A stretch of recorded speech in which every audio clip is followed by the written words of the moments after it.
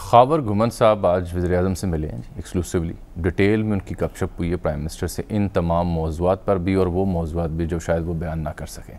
تو گھمن صاحب یہ جو سر دست دو اہم موضوع تھے ڈیل کے یعنی اور توسیع کے، آپ نے پھر ایک قیاس آرائی جو ہے کیسی اس کا دروازہ کھول دیا کیسے کہ ایسی باتیں بھی ہوئی ہیں جو بیان نہیں کی جا سکتی. وہ میں گھمن صاحب کو یعنی ناقابل بیان معاملات بھی ہوئے ہیں. سر میں نے تو گھمن صاحب کو چھیڑا ہے کہ شاید وہ میں نے کہا شاید انہوں نے آپ کو بتا دیا. نہیں شاید اشتعال میں آ کے کچھ چیزیں ہمیں بتائی تھی. اچھا گھمن صاحب یہ جو دو سینسٹیو موضوعات ہیں جن کا ہم نے ذکر بھی کیا ہے اس پر پہلے بتائیں نا پرائم منسٹر کیا کہتے ہیں.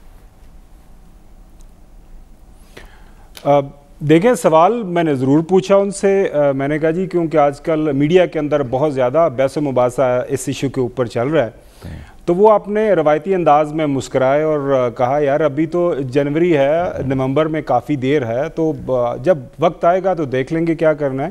اور ان کے جو کوٹ ان کوٹ الفاظ تھے کہ اس حوالے سے میں نے ابھی کوئی غور و فکر بالکل شروع نہیں کیا. پھر سوال آپ نے کوئی مشورہ دیا کہ نہیں جا رہا ہے، اور خاص طور پر سر بتاتا ہوں وہی آپ کو. اس کے بعد یہ جب سوال پوچھا کہ جی آپ بتایا یہ جا رہا ہے کہ جی آپ کے اسٹیبلشمنٹ کے ساتھ معاملات بڑے خراب ہو گئے ہیں اور اب کسی بھی موقع کے اوپر آپ کو جو رخصت کر دیا جائے گا، تو اس کے اوپر ان کا یہی کہنا تھا کہ دیکھیں ماضی کے اندر پیپلز پارٹی کی حکومت میں بھی آپ کو یاد ہوگا معروف جو ایک زمانہ بیان دیا گیا تھا مشہور زمانہ یوسف اللہ گیلانی صاحب نے کہ ہم اسٹیٹ ود ان اسٹیٹ کو بالکل برداشت نہیں کریں گے، تو وہ ڈائریکٹ ایک اچھی خاصی ہمیں نظر آئی. اس کے بعد نواز شریف صاحب اور نون لیگ کی جب حکومت تھی وہ تو گاہے بگاہے خبریں کبھی دائیں بائیں سے کہ جی ہمیں کرنے نہیں دیا جاتا. تو پرائم منسٹر صاحب نے کہا کہ آج تک آپ نے میرے منہ سے کوئی ایسی بات سنی ہے کہ کوئی ایسا کام جس کی میں نے اونرشپ نہ لی ہو، یا میں یہ کہوں کہ مجھے فوج یہ کرنے نہیں دے رہی. تو میرے تو معاملات بالکل ٹھیک چل رہے ہیں. میڈیا میں بیٹھ کے اگر آپ کو اس کے اوپر ایگزیجریشن کرنا چاہتے ہیں تو ضرور کر رہے ہیں. یہ ان کا جواب تھا. باقی جو اگلا سوال تھا میں نے ان سے پوچھا کہ جی ایک اور بھی خبر ہے کہ شاید آپ کے پاس وقت اب تھوڑا ہے اور اسی سال میں کسی بھی موقع کے اوپر آپ کو گھر بھیج دیا جائے گا through vote of no confidence, اور ابھی لانگ مارچز کی بھی بات ہو رہی ہے.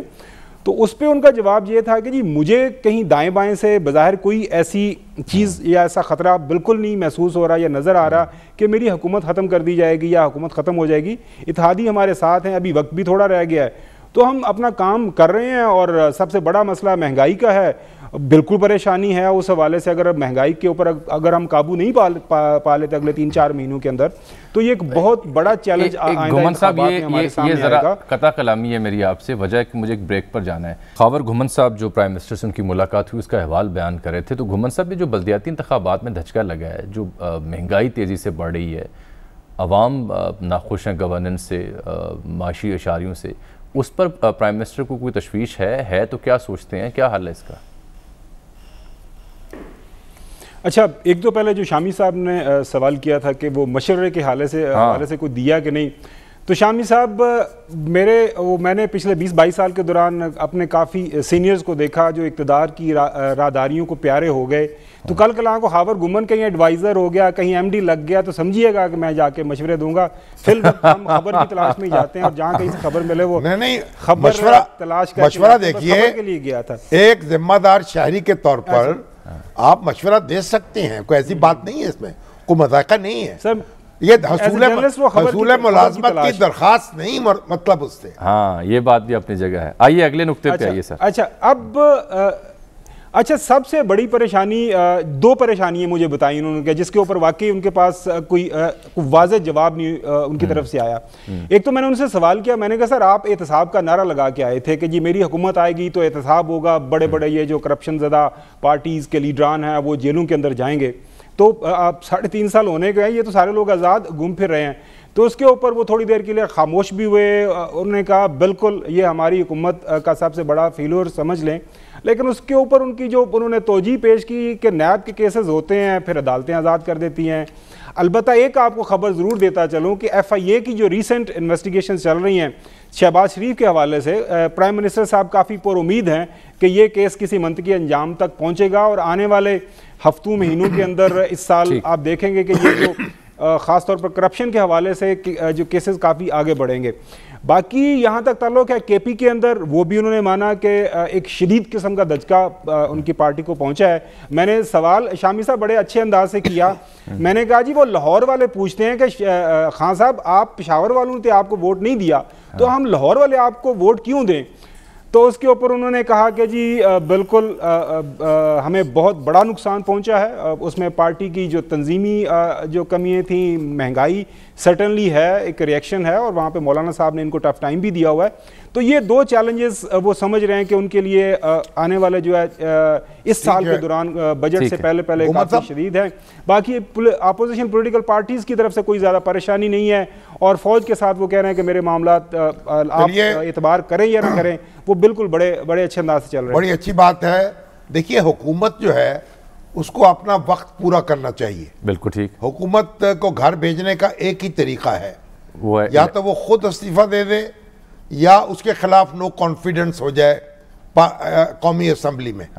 کوئی تیسرا طریقہ نہ کوئی پسندیدہ ہے، نہ قبول ہونا چاہیے، نہ اس کی حمایت کرنی چاہیے. بالکل ٹھیک. تو اس لیے ہمارا موقف تو اس میں ہمیشہ سے واضح رہا ہے. دوسری بات یہ ہے کہ یہ جو ایف آئی اے ہے یہ تو براہ راست حکومت کے ماتحت ہے، اور اس میں جو ثناء اللہ عباسی صاحب کی شہرت ہے، اس سے پہلے جو ایف آئی اے کے معاملات رہے ہیں، نیب تو پھر بھی ایک قانونی طور پر ایک خود مختار ادارہ سمجھا جاتا ہے. تو اگر ایف آئی اے کو انویسٹیگیٹ کرے گی کسی کے بارے میں تو اس میں اس کا کیا اس کی کریڈیبلٹی ہوگی، یہ بھی المیہ ہے نا. حکومتیں ایونچولی شامی صاحب یہ جو شواہد ہیں وہ تو دیکھیں عدالتوں کے سامنے ہی پیش ہونے ہیں، اور عدالتوں نہیں فیصلے کرنے ہیں. ایک چھوٹی سی کوئری آئی ہے، جیسے آپ دیکھیے نا فورن فنڈنگ کیس ہے، فورن فنڈنگ کیس کو اپوزیشن لے کے پھر رہی ہے اور مطالبے کر رہی ہے فورن فنڈنگ پہ میں نے بات آپ سے کرنی ہے. میں یہ عرض کر رہا ہوں نا، ہمارا موقف یہی ہے کہ بھئی فیصلہ تو آنے دینا متعلقہ فورم کو. اگر حکومتیں جو ہیں، پاکستان کی تاریخ ہے یہ، حکومتوں نے اپنے مخالفین پر مقدمے بنوائے ہیں، کارروائیاں کی ہیں، گرفتاریاں کی ہیں، لیکن وہ سب کچھ انتقامی سمجھا گیا ہے. کوئی کریڈیبلٹی اس کی نہیں رہی. جی گھمن صاحب آپ کے کوئی اچھا جامی صاحب جاتے ایک کوئری ہے. کافی زیادہ لوگ آپ لوگوں کی تعریف کر رہے ہیں جسٹس عائشہ ملک کے حوالے سے جو آپ نے مدعا اٹھایا، لیکن ایک وہ کوئری رہ گئی ہے. لوگ پوچھ رہے ہیں کہ ایک خاص طبقہ فکر ہے سیاسی طور کے اوپر جنہوں نے خاص مخالفت کی ہے، اور اسی سیاسی طبقہ فکر کو جو ہے کچھ بار کونسل بھی سپورٹ کرتی ہیں. اس حوالے سے بھی اگر چند الفاظ چند تھوڑے سے فکرے اگر بول دیں معاملات کے اوپر. ٹھیک ہے، بہت شکریہ آپ کو. کہتے ہیں جی اس معاملے کو پولیٹیسائز کرنے کی کوشش کی ہے کچھ سیاسی جماعتوں نے بھی through bar and bar politics. Bar politics اور ہے، کسی سیاسی جماعت نے تو کوئی بیان نہیں دیا اس میں. تو وہ کہہ رہے تھرو بارز. لیکن گھمن صاحب اس میں عرض یہ تھی، میں نے پہلے واضح کیا تھا کہ ہم نے ایک روز بار کونسل کے تمام مطالبات آن ایئر کیے، ان سے سنا کہ ان کو تحفظات کیا ہیں. اگلے روز ہم نے بیرسٹر سعد رسول صاحب اور شامی صاحب کے ساتھ دوسرا پہلو بھی تفصیل سے بیان کیا.